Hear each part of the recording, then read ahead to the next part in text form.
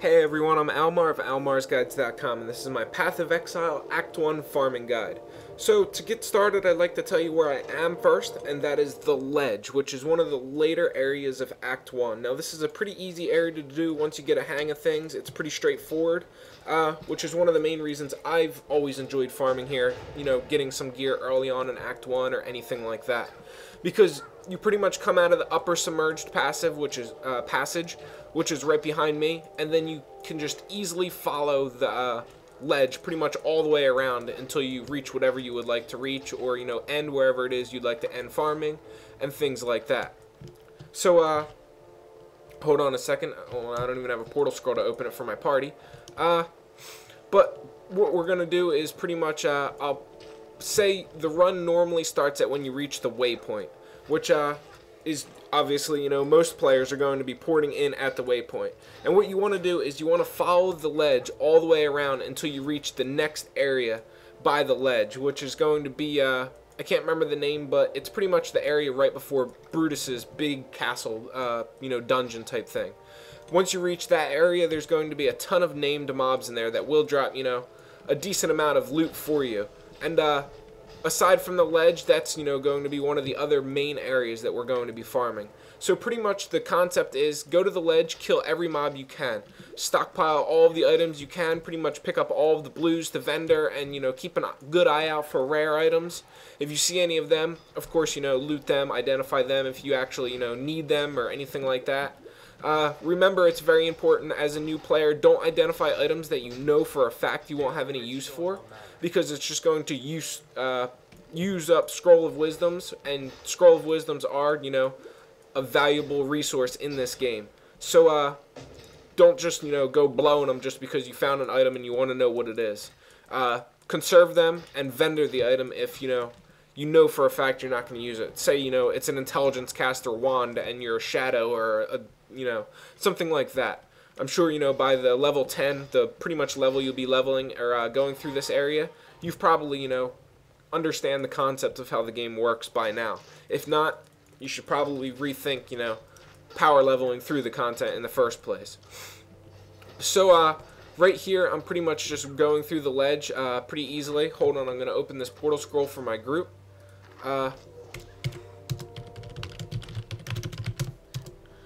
everybody's going to be able to come to me. Now if you're a new player, what this does pretty much is it can get the group all to me. And it's very, very useful because everybody can get here very easily, and it's going to make it, much easier for me even because of, I can get my entire group to where I am. And that's really going to speed up the amount of kills and stuff like that. Obviously having more than one person doing things at the same time, obviously a great idea. Now, pretty much the ledge here, the main mob that is going to drop a lot of loot here is going to be this big, what do you call it? I'm trying to think of what it is, like a totem pole, I guess you could call it.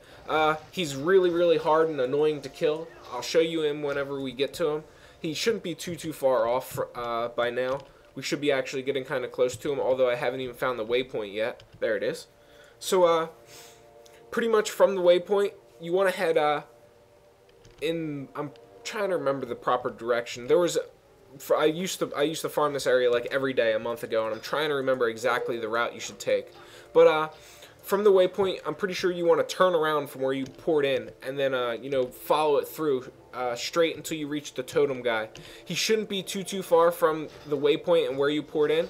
And once you do reach him, then you're going in the right direction.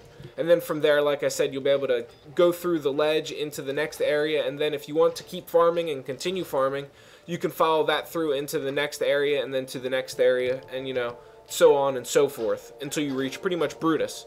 However, I usually do the ledge and the area immediately after, and then I just restart it pretty much and go back and farm a different area or restart at the ledge, at the waypoint, and stuff like that.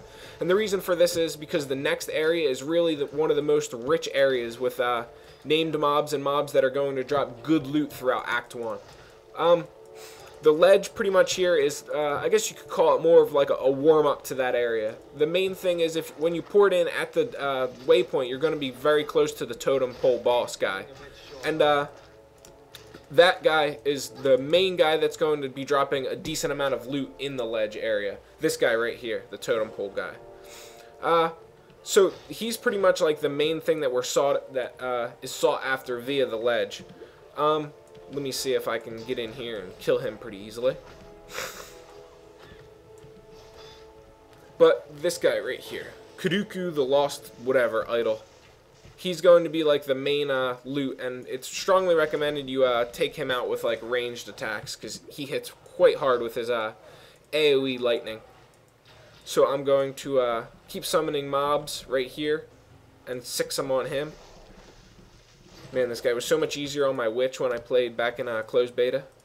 Open the chest, damn it. There we go. So, pretty much right now, taking out Kuduku or whatever, and after we take him out, we'll move on to the next area, which is pretty much right around the corner. I'll be able to show you. There we go. As you can see, he dropped 2 blues and a yellow. So that's the main reason you want to come here first, is because he's definitely worth killing.